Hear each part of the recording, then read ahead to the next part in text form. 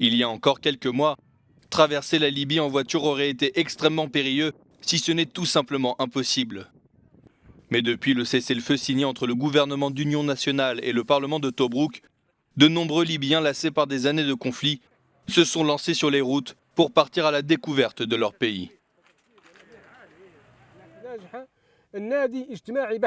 Ce club existe uniquement pour des raisons sociales, pour rapprocher les gens. Dans ce quatrième voyage, il y a des participants venant de différentes villes libyennes, de l'Est, de l'Ouest, du Nord et du Sud. Voyager à l'étranger peut vous coûter 1 000 $, tandis qu'à l'intérieur du pays, ça coûtera beaucoup moins, pas plus de 500 ou 1 000 dinars, soit 570 à 740 $.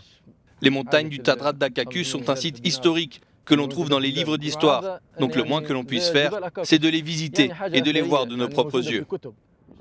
Car malgré la décennie de guerre, la Libye regorge encore aujourd'hui d'œuvres d'art et de vestiges archéologiques. Aujourd'hui, ils sont nombreux à rejoindre les colonnes de voitures. Il y a 1 millier de participants et plus de 300 4x4, 320 ou 330 pour être plus précis. La durée de ce voyage va de 10 à 14 jours et varie en fonction des circonstances ou si une voiture tombe en panne. Nous attirons des gens de l'étranger en leur montrant que nous avons des sculptures, de l'histoire et une culture pour qu'ils puissent venir visiter.